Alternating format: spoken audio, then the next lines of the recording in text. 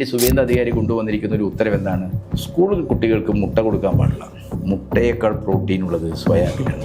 യഥാർത്ഥത്തിൽ നമുക്ക് കിട്ടുന്ന ഈ സോയാബീൻ എന്ന് പറയുന്നതാണ് സോയാബീൻ്റെ എണ്ണ ഓയിൽ മുഴുവൻ വലിച്ചെടുത്തതിന് ശേഷം ഈ ചണ്ടിയാണ് നമ്മളെ തേങ്ങാപ്പിണ്ണാക്ക് പോലെ സോയാബീൻ ഉണ്ടല്ലോ, ഈ സോയാബീനാണ് കുഞ്ഞുങ്ങൾ കൊടുക്കുന്നത്. ഇനിയിപ്പോൾ നാളെ വി ഡി സതീശൻ പറയും പ്രോട്ടീൻ ഉള്ളത് ഇതാണ്, ഞങ്ങളും ഇനി ഇതുപോലുള്ള അദാനി ഫുഡ്സ് ഒക്കെ വന്നിട്ട് പറയുന്നു ഇന്ത്യൻ ഈ സോയാബീൻ്റെ ഒരു സംഭരണം ഇപ്പോൾ അദാനിക്കാണെന്ന്. അപ്പോൾ അയാൾ വന്നിട്ട് പറയുന്നു സതീശനോട്, എൻ്റെ ഈ സോയാബീൻ ഒരു മാർക്കറ്റ് കേരളത്തിൽ ഉണ്ടാക്കി തരണം. അപ്പോൾ അങ്ങെന്താണ് ഇവിടെ അംഗൻവാടിയിലൊക്കെ അപ്പോൾ മുട്ട പോവും.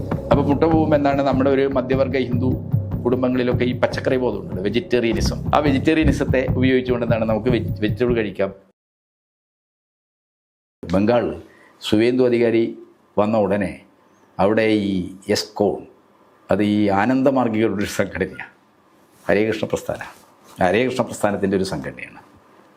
അവരിപ്പോൾ സ്കൂളുകളുടെ എന്താണ് ഭക്ഷണ വിതരണം ഏറ്റെടുത്തിരിക്കുക. അംഗൻവാടി എസ്കോണാണ് ഏറ്റെടുത്തിരിക്കുന്നത്. അപ്പോൾ അവർ ആദ്യം തന്നെ അവർക്ക് വേണ്ടി സുവേന്ദ്ര അധികാരി കൊണ്ടുവന്നിരിക്കുന്ന ഒരു ഉത്തരവ് എന്താണ്? സ്കൂൾ കുട്ടികൾക്ക് മുട്ട കൊടുക്കാൻ പാടില്ല. പകരം എന്ത് കൊടുക്കണം? അമേരിക്കൻ സോയാബീൻ അസോസിയേഷൻ ഇവിടെ ഇറക്കുമതി ചെയ്യുന്ന 0 താരിഫിലാണത് ഇറക്കുമതി ചെയ്യുന്നത്. ഒരു ചുങ്കവും ഇല്ല. അമേരിക്കൻ സോയാബീൻ അവരുടെ ഈ സോയാബീൻ വിതരണം ചെയ്താൽ മതി. അതിനെ ന്യായീകരിച്ചുകൊണ്ട് RSSൻ്റെ ഈ ബുദ്ധിജീവികൾ, ശാസ്ത്ര രംഗത്തൊക്കെ പ്രവർത്തിക്കുന്ന പല ആളുകളുടെയും കുറിപ്പ് കണ്ടു. അവരെന്താ പറയുന്നത്? മുട്ടയേക്കാൾ പ്രോട്ടീൻ ഉള്ളത് സോയാബീനാണ്. യഥാർത്ഥത്തിൽ നമുക്ക് കിട്ടുന്ന ഈ സോയാബീൻ എന്ന് പറയുന്നതാണ് സോയാബീൻ്റെ എണ്ണ ഓയിൽ മുഴുവൻ വലിച്ചെടുത്തതിന് ശേഷം ഈ ചണ്ടിയാണ് നമ്മളെ തേങ്ങാപ്പിണ്ണാക്ക് പോലെ. തേങ്ങ ആട്ടി വെളിച്ചെണ്ണ എടുത്തിട്ടാണല്ലോ പിണ്ണാക്ക്. ഇത് തേങ്ങാപ്പിണ്ണാക്ക് പോലുള്ള സാധനമാണ് ഈ സോയാബീൻ. നമ്മൾ വലിയ സൂപ്പർ മാർക്കറ്റിലൊക്കെ പോയി വാങ്ങിക്കുന്ന സോയാബീൻ ഉണ്ടല്ലോ, ഈ സോയാബീനാണ് കുഞ്ഞുങ്ങൾ കൊടുക്കുന്നത്. പ്രോട്ടീൻ മറ്റതിനേക്കാൾ, മറ്റതിൽ മുട്ടയിൽ ഇത്ര ശതമാനമേ പ്രോട്ടീൻ ഉള്ളൂ, പക്ഷേ സോയാബീനിൽ ഇത്ര ശതമാനം ഇരട്ടി ഉണ്ട് എന്ന് പറയുന്നത്. പക്ഷേ മുട്ട കുഞ്ഞുങ്ങൾ കഴിക്കുന്നത് വെറും പ്രോട്ടീന് വേണ്ടി മാത്രമല്ല, കുട്ടികളുടെ ന്യൂറോൺ തലച്ചോറിൻ്റെ വളർച്ചയുമായി ബന്ധപ്പെട്ട അതിൻ്റെ സൂക്ഷ്മ ഞരമ്പുകളുടെയും സെല്ലുകളുടെയും ഒക്കെ വളർച്ചയുമായി ബന്ധപ്പെട്ട ഒരുപാട് ഘടകങ്ങൾ എന്താണ് മുട്ടയിൽ കണ്ടൻ്റാണ്.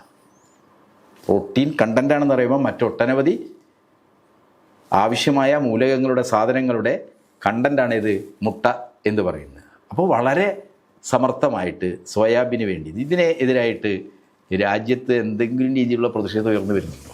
ഇടതുപക്ഷ ബുദ്ധിജീവികളും സയൻറ്റിസ്റ്റുകളൊക്കെ അവരുടെ പ്രസ്താവന, ഒരു പ്രതികരണം, അതിനപ്പുറത്ത് പ്രതിപക്ഷ പാർട്ടികൾ ഇങ്ങനെ അയുക്തികതയും അശാസ്ത്രീയതയും ഒക്കെ എഴുന്നള്ളിച്ച് ബഹുരാഷ്ട്ര കുത്തകളുടെ വിപണിയാക്കി നമ്മുടെ ഭക്ഷണ വിതരണ, കുഞ്ഞുങ്ങളുടെ ഭക്ഷണ വിതരണ മേഖലകളെ വരെ മാറ്റിക്കൊണ്ടിരിക്കുകയാണ്.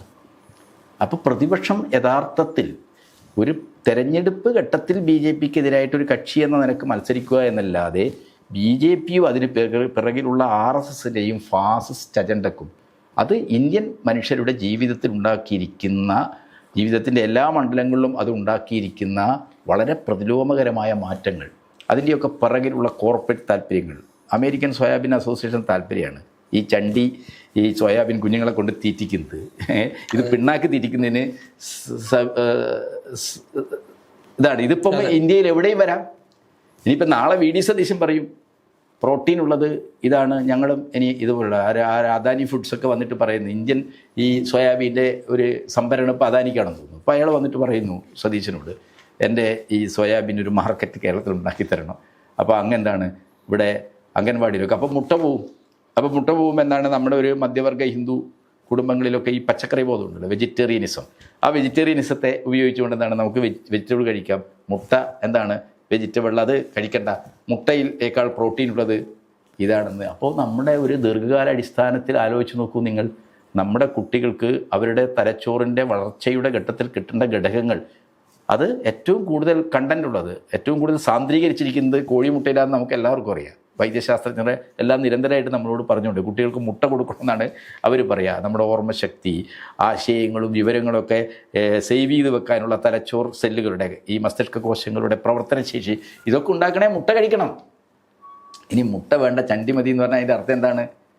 ഒരു ലോങ് ടേമിൽ നമ്മുടെ തലമുറകളെ എന്താണ് ഭൗതികമായി പോലും അവരുടെ മസ്തിഷ്കത്തെ പോലും എന്താണ് ദുർബലപ്പെടുത്തുന്ന, അതിനെ വലിയ രീതിയിൽ അപകടപ്പെടുത്തുന്ന നീക്കങ്ങളാണ് കോർപ്പറേറ്റ് മൂലധനവും വർഗീയ ശക്തികളും ചേർന്ന് നടത്തിക്കൊണ്ടിരിക്കുന്നത്.